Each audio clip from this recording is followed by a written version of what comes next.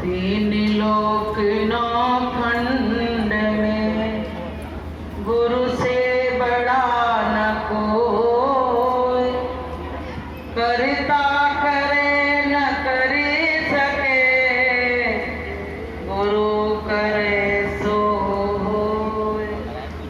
प्रेमियों, अभी आप बहुत देर से मालिक का गुणगान सुन रहे हो और उसका आनंद ले रहे हो, तो बोलने को तो कुछ शेष रहा नहीं है, लेकिन 10-5 मिनट थोड़ा सा मालिक का संदेश आपको सुनने को और मिलेगा।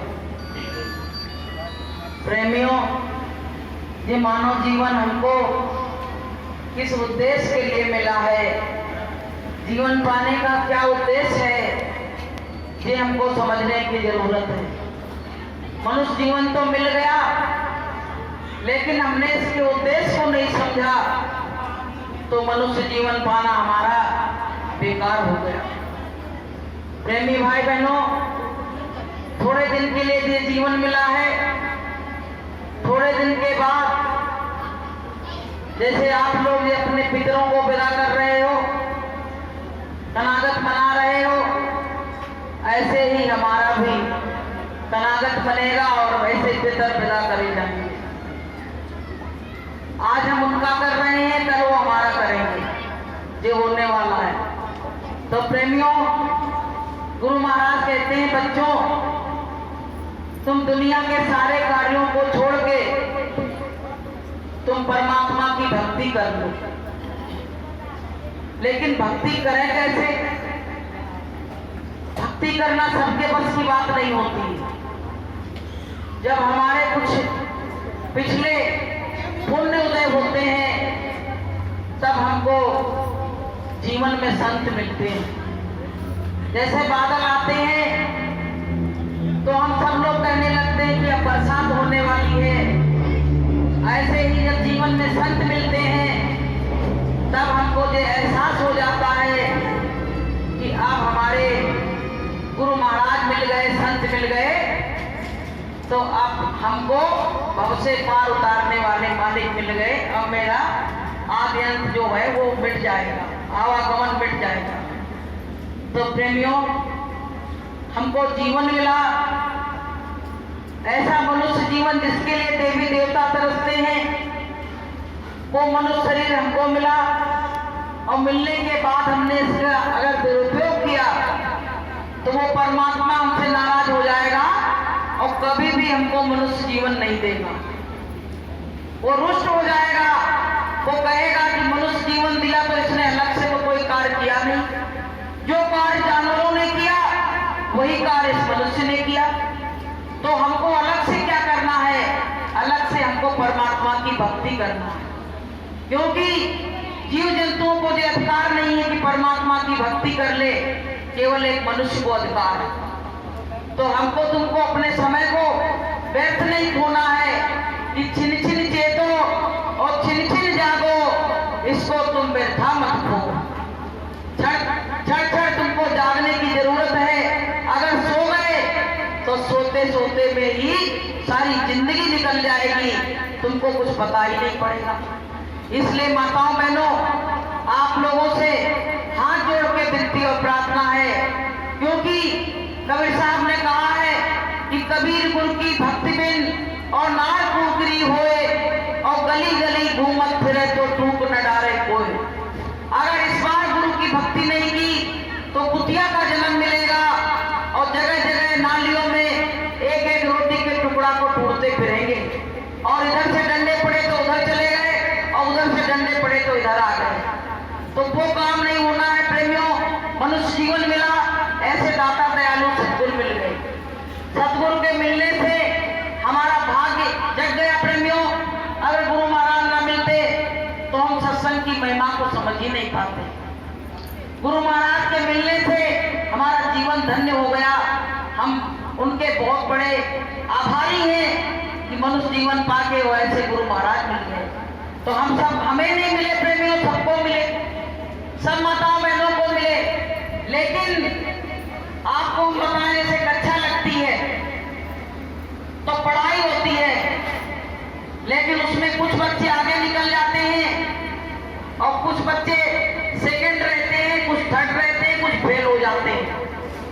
ऐसे ही संगत में लोग हैं, नामदान तो ले लिया है लेकिन ना तो साधन भजन कर रहे हैं और ना गुरु का कोई कार्य है उसमें भाग ले रहे हैं।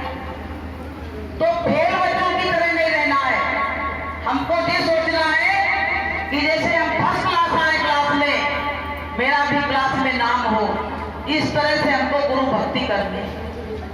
अगर कोई बच्चा निकम्मा होता है तो अपने माता पिता को प्यारा नहीं होता है, ऐसे अगर हम भी निकम्मा बने रहेंगे तो हम भी अपने माता पिता के प्यारे नहीं रहेंगे, अपने गुरु के प्यारे नहीं रहेंगे।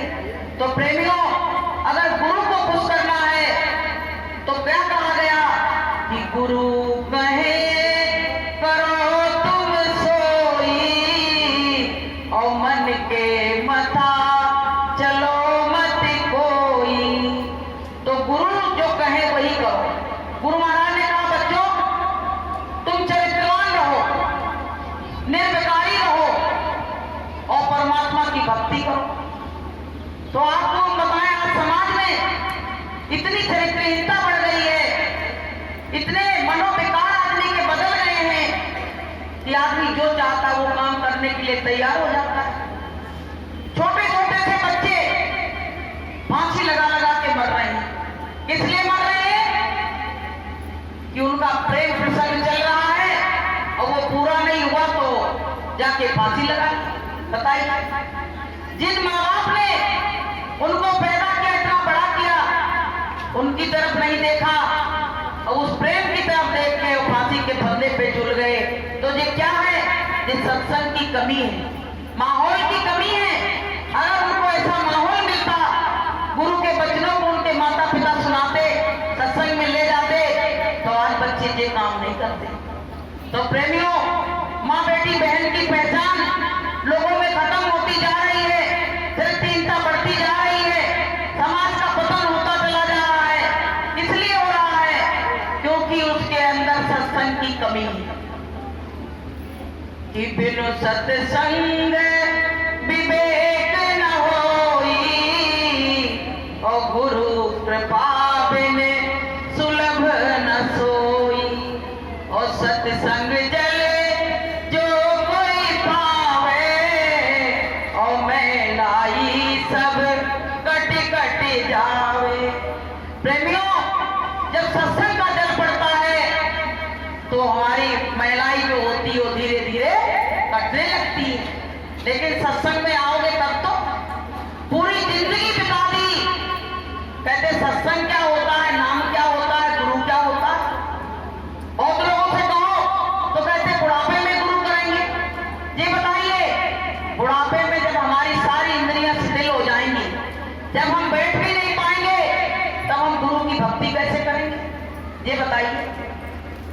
तो गुरु की अगर भक्ति करना है, गुरु महाराज ने कहा बच्चों जवानी के जोश में तुम नौकरी करते हो, तुम बच्चे पैदा करते हो, घर गृहस्थी का काम करते हो, ऐसे ही जवानी के जोश में ही तुम परमात्मा की भक्ति करोगे, वरना तुम कर नहीं पाओगे कभी। जो आजकल करेगा वो कभी परमात्मा की भक्ति नहीं कर पाएगा। गोस्वामी जी को देखिए, इतनी कम उम्र में ही परमात्मा मिल गया और उनकी गुरु कौन बनी? उनकी पत्नी ही उनकी गुरु बन गई। वो कहीं नहीं गए, उनकी पत्नी ने ऐसा धक्का दिया कि वो जाके सीधे परमात्मा की गोद में ही गिरे। क्या हुआ था? एक बार गोस्वामी जी अपनी पत्नी से बहुत प्यार करते थे, शादी हो गई कम उम्र में तो पत्नी से बहुत प्यार करते थे। एक दिन उनकी पत्नी मां के चली गई बिना पूछे। अब गोस्वामी जी जब घूम के आए भिक्षा उच्छा लेके तो पत्नी को आवाज लगाया तो पत्नी गायब। पड़ोसी ने बताया कि वो तो मायके चली गई। अब तो वो पागल हो गए, कहने लगे उसके बिना तो मैं एक पल रह नहीं पाता हूं और वो मायके चली गई, अब मैं क्या करूं? तो प्रेमियों, रात में ही बरसात का टाइम था, नदी भरी थी, तो नाव तो रात में मिली नहीं, मुर्दे पे बैठ के चले गए। वहां पे प्रेम के आगे कुछ नहीं दिखा, पत्नी की याद के आगे कुछ नहीं दिखा, तो मुर्दे पे बैठ के और नदी पार करके चले गए। अब जब वहां पहुंचे तो बहुत ऊंची ऊंची दीवारें थी। अब वहां चढ़े कैसे? तो वहां सांप लटक रहे थे बरसात में, तो रस्सी समझ के सांप पहुंच गए अंदर। आज जब उनकी पत्नी ने देखा, कहने लगी तुम आए कैसे, ये बताओ पहले। तो कहने लगे हम तो भाई नाव पे चढ़ के आए। बोले रात में कोई नाव वाला उसमें रहता ही नहीं है, नाव चलाने वाला। अरे तो कुछ होगा, हम तो बैठ के आ गए, हमें नहीं मालूम। तो पता चला वो मुर्दा पे बैठ के आए। उसके बाद बोले कि तुम इस दीवार को, इतनी ऊंची दीवार, इस पे कैसे चढ़ के आए। बोले तुमने रस्सी डाल दी थी। बोले मैंने तो नहीं डाली रस्सी। बोले सांप लटक रहे थे, वही पकड़ के चले थे। आप बताइए। तो पता है गोस्वामी जी की पत्नी ने क्या कहा। गोस्वामी जी की पत्नी ने कहा कि दिख दिख ऐसे प्रेम को कहूँ कहाँ मैं नाथ, और लाज नावत आपको और दौड़े आवत साथ। फिर क्या कहा कि अष्ट चरम मम दे है, ये तो दे है, इसके लिए कहा कि अष्ट चरम मम दे है, और तासो ऐसी प्रीत करते रघुवीर से, तो हो जाते भवभीत। अब इतनी बात जब गोस्वामी जी ने सुनी तो उनको बड़ा धक्का लगा। बोला मेरी पत्नी मेरा इतना बड़ा तिरस्कार कर रही है और मेरा प्रेम इसके प्रति खत्म नहीं हो रहा है। तो पता है एकदम से आंख बंद करी तो गोस्वामी जी ने अपनी पत्नी से क्या कहा कि तू तिरिया मेरे धर्म की माता, तूने मोहे ज्ञान दियो और मोहे रघुवीर की सौगंध, जो तेरी से दिल चढ़ू। कहने लगे कि तू तिरिया में धर्म की आज से माता बन गई और रघुवीर की राम की कसम खा के कह रहा हूं, आज से हमारा तुम्हारा रिश्ता पति पत्नी का खत्म हो गया और गुरु और शिष्य जैसा नाता हो गया। आप बताइए, कोई गुरु ढूंढने नहीं गए, पत्नी ने ही उनको ऐसा रास्ता बता दिया कि स्वयं परमात्मा में जाके मिल गए। लेकिन आजकल की पत्नियों को देख, आजकल तो अगर पति चलता भी है तो उसको पकड़ के खींच लेती पकड़ के। अरे हमारी जो भारतीय संस्कृति है, हम वो नारी शक्ति है, हमको तो ये चाहिए कि अगर मेरा पति कोई अच्छे रास्ते पे जा रहा है तो हम उसके लिए और तैयारी करवाएं, उसको प्रेरित करें, ना कि उसके पैरों को पकड़ के खींचे। भैया बात नहीं करो, आप लोग बात क्यों कर रहे हो। तो हमको सबको क्या चाहिए, हम भी अपने पति का सहयोग करें, क्योंकि ये रास्ता इतना अच्छा है। अगर आपका पति पहुंच गया तो पति को वो अधिकार मिल जाएगा, आपको भी वो अपने वहां ले जा सकता है। गुरु महाराज कहते थे बच्चों, जिसकी जीवात्मा जग जाती है उसमें इतना पावर आ जाता है, इतनी शक्ति आ जाती है, वो चाहे तो अपने कुटुंब और परिवार और घर के जिन लोगों को ले जाना चाहे, तारना चाहे, तार सकता है। बताइए, तो हमको सबको सहयोग देना चाहिए कि नहीं देना चाहिए? देना चाहिए। तो हम लोगों को ये काम करना चाहिए जिसमें हमारा फायदा हो। या तो आप आगे बढ़ो, या पति बढ़ रहे तो उनको रोको मत, या तो दोनों करो तो और ही अच्छा है। क्योंकि गाड़ी के दो पहिया होते हैं, अगर दोनों पहिया सही चलते तो गाड़ी बैलेंस में चलती है। अगर एक पहिया खराब है तो एक पहिया से कभी गाड़ी नहीं चलती है। इसलिए हम तो ये चाहते हैं कि माताओं की संख्या ज्यादा दिखती है लेकिन पुरुषों की संख्या नहीं रहती है। लेकिन आप लोग यहाँ से कुछ लेके जाया करो ना, तो अपने अपने पतियों को सुनाया करो। कयादों में देखिए अपने पति को किस तरह से बातें सुना के और अपने कब्जे में कर लिया, और परमात्मा की कैसी दया की हुई।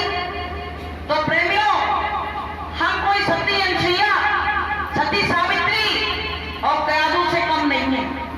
अगर हम भी चाहें वही शक्ति जो उनमें थी वो आज हमें भी है, लेकिन हम अपनी शक्ति को खोज नहीं रहे हैं, उसको विषय और विकारों में बर्बाद करेंगे। प्रेमियों, ये विषय और विकार थोड़े दिन के हैं, थोड़े दिन के बाद ये हमारे विषय विकार सब खत्म होने लगते हैं। जब तक तुम्हारी इंद्रियां सही हैं तब तक ये विषय विकार चलेंगे। उसके बाद में इंद्रियां शिथिल हो गई तो सब विषय विकार एक तरफ धरे नहीं। तो माताओं बहनों, आप सबसे हाथ जोड़ के विनती और प्रार्थना है, आप लोग गुरु के कार्य में बढ़ चढ़ के भाग लो। और साधन भजन जो गुरु महाराज ने बताया कि बच्चों, इसके बिना तुम्हारा उद्धार नहीं होना है, वो काम तो हमको नित्य प्रतिदिन करना ही है। आप करो और अपने बच्चों को करवाओ, अपने पति को करवाओ। जब आपका पावर घर में काम कर रहा है, आपकी एक आवाज से घर के लोग आपका कार्य कर रहे हैं, पूरा निर्देशन में आपके चल रहा है कार्य, तो ये भी बात आप घर वालों से करो। तो प्रेमी भाई बहनों, ये मनुष्य मंदिर हमको परमात्मा ने बनाया, और ये जो मंदिर बनाए ये तो कारीगरों ने बनाए। अब कारीगरों ने जो मंदिर बनाए उसमें हम पूजा करने जाते हैं तो बड़े विधि विधान से जाते हैं, लेकिन इस मंदिर में जो देवता बैठा हुआ है, परमात्मा बैठा हुआ है, तो इसमें हम क्या करते हैं, अंडा मांस सब कुछ घुसेड़ते रहते हैं, इसको हम गंदा करते हैं। गुरु महाराज ने कहा कि अपने शरीर को गंदा मत करो, ये परमात्मा ने बनाया है। कहा भी गया है कि तेरे पूजन को भगवान बना मन मंदिर आलीशान, तेरे पूजन को भगवान बना मन मंदिर आलीशान। किसने जानी पूजा तेरी, किसने जानी पूजा तेरी, किसने भेद तुम्हारा जाना, किसने भेद तुम्हारा जाना। हारे ऋषि मुनि कर ध्यान बना मन मंदिर आलीशान, हारे ऋषि मुनि कर ध्यान बना मन मंदिर आलीशान। तेरे पूजन को भगवान बना मन मंदिर आलीशान, तेरे पूजन को भगवान बना मन मंदिर आलीशान। तो ये आलीशान मंदिर परमात्मा ने बनाया। अब इसको हमको गंदा नहीं करना है, क्योंकि इसके अंदर स्वयं परमात्मा बैठा हुआ है। जब परमात्मा ने मंदिर बनाया और उसने कहा कि ये दुनिया में हम कहीं भी जाए हमको लोग ढूंढ लेंगे, तो उसने क्या किया, आके मनुष्य के अंदर ही बैठ गया। उसने कहा है कि मुंह को कहां ढूंढे रे बंदे, और मैं तो तेरे पास हूं। वो कह रहा मुझको कहां तो ढूंढता फिर रहा है, मैं तो तेरे पास बैठा हूं। इसलिए प्रेमी भाई बहनों, हमको तुमको मालिक की दया का अगर एहसास करना है तो हमको सत्संग में आना पड़ेगा, और हमको साधन और भजन सब कुछ करना पड़ेगा, क्योंकि बिना भजन के हम इस भवसागर रूपी नदी से पार नहीं हो सकते। चाहे आप कुछ भी कर लेना, अगर भजन नहीं किया तो आप भवसागर रूपी नदी से पार नहीं हो सकते हो। क्योंकि देखिए, राम और कृष्ण सबने गुरु बनाए कि राम कृष्ण से को बढ़ो, और तीनों ने गुरु कीन, और तीन लोग के नायका गुरु आगे आधीन। तो प्रेमियों, सबको गुरु की बनाने की जरूरत है, और गुरु की बात पे चलने की जरूरत है, जो गुरु कहे उस पे चलने की जरूरत है। तो प्रेमियों, ये मनुष्य जीवन जो मिला है, अब धीरे धीरे कहां जा रहा है पता है, कि चली जा रही है उम्र धीरे धीरे, चली जा रही है उम्र धीरे धीरे, पल पल आटो पार धीरे धीरे, पल पल आटो पार धीरे धीरे, चली जा रही है भैया उम्र धीरे धीरे।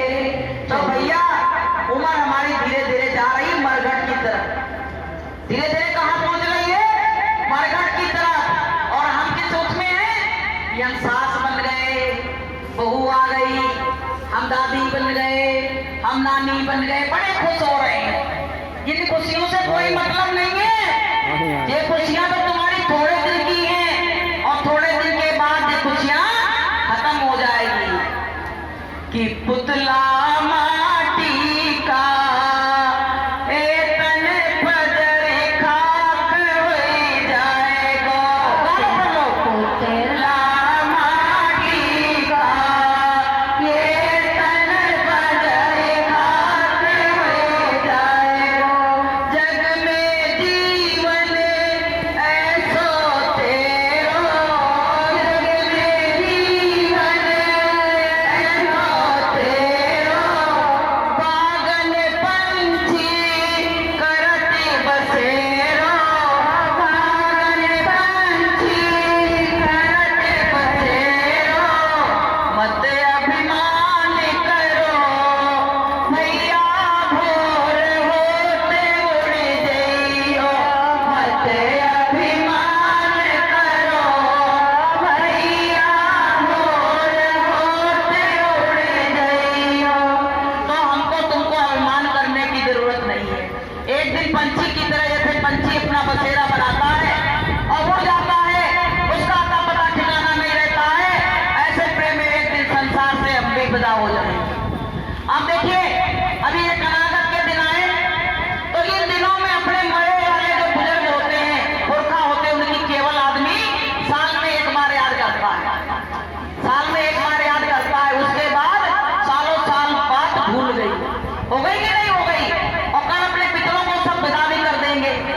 अब प्रेमियों, ये बताइए, मरने के बाद जब एक बार कबीर साहब से कहा, कबीर साहब के पिता ने कहा कि भैया जाओ ने दूध ले आओ, और घर पे पंडित खाना खाने को बैठे थे। तो कबीर साहब ने क्या किया, 2 रोटी ले गए, वो गाय थी वो मर गई थी, तो उसके आगे जाके रोटी खिलाने लगे। तब तक उसके पिता बोले, मुहूर्त निकला जा रहा है, तुम इसको रोटी खिलाकर मर चुकी है। तो बोले, यही तो देख रहे थे, पुरखा तो 10,000 वर्ष पहले, 100 साल पहले मर गए, तिनके कनागत बना रहे हो, तो वो कहां से खा लेंगे? जब कल की मरी गाय नहीं खा सकती है, तो वो पुरखा कैसे खा लेंगे? ये बताओ पहले। तो प्रेमियों, संत महात्मा हर बात जो कहते हैं बड़ी पते की कहते हैं। ये जो पुण्य और दान हम कर रहे हैं, वो केवल हमको मिल रहा है। जब उसका खाता वहां से कट गया, तो उस जीव को कुछ मिलने वाला नहीं है। अगर जीते जी तुमने अपने माता पिता की सेवा नहीं की, तो मरने के बाद बड़े बड़े कनागत बना रहे हो। जीते जी वो एक एक कौर को तरस रहे, उनको तुमने एक कप चाय नहीं दी, उनको भोजन नहीं दिए कभी मन का, और आज तुम उनके कनागत को बना रहे हो। ये दिखावा, संसार क्या है? एक दिखावा है। उनको कभी तुमने प्रेम नहीं किया, प्रेम से थाली नहीं परोसी, परोस के कभी खिलाया नहीं। आज तुम दुनिया में ढिंढोरा पीट रहे हो कि आज कनागत है, चले आना। कहा भी गया है कि टूट जाए न माला कहीं प्रेम की, टूट जाए न माला कहीं प्रेम की, वरना अनमोल मोती बिखर जाएंगे, वरना अनमोल मोती बिखर जाएंगे। छूट जाए न काया कहीं माटी की, टूट जाए न काया कहीं माटी की, वरना अनमोल साथी बिछड़ जाएंगे, वरना अनमोल साथी बिछड़ जाएंगे। तो प्रेमियों, ये प्रेम की माला, माता पिता क्या चाहते हैं कि बच्चा आए, हमसे थोड़ी देर बात कर ले, बस यही चाहते हैं बड़े बूढ़े। तुमसे कुछ धन जायदाद नहीं चाहते हैं, लेकिन हमारे पास वो भी नहीं है। अगर हम किसी को सुख नहीं दे सकते हैं, तो हमको दुख देने का भी अधिकार नहीं। अगर तुमने किसी के चेहरे पे हंसी ला दी, तो उसके बराबर कोई पुण्य नहीं है, उसके बराबर कोई पुण्य नहीं है। ये दुनिया के जो ढिंढोरा पीटते घूम रहे हो ना, उसके बराबर कोई पुण्य नहीं है। इसलिए प्रेमियों, ऐसा काम कुछ करो कि तुमसे लोग प्रसन्न रहें, तुमसे दुखी। तुम्हारी बाणी, गुरु महाराज कहते हैं कि ऐसी बाणी बोलिए और मन का आपा खोए, और को शीतल करे तो आप उसी तल उस दिन तुम्हारी भी आत्मा सुखी रहेगी।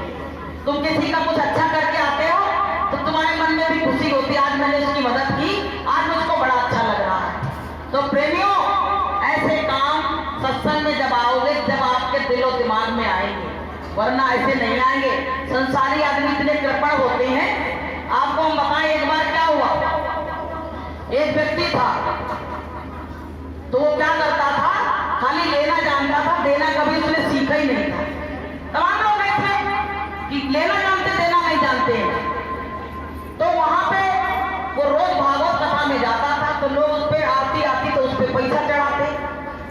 तो उसने सोचा सब चढ़ाते हैं तो हमको भी चढ़ाना चाहिए। तो अपनी तिजोरी से 1 रुपया निकाल के वो लाया, बड़ी मुश्किल से। अब वो हाथ में लिए बैठा, कहने लगा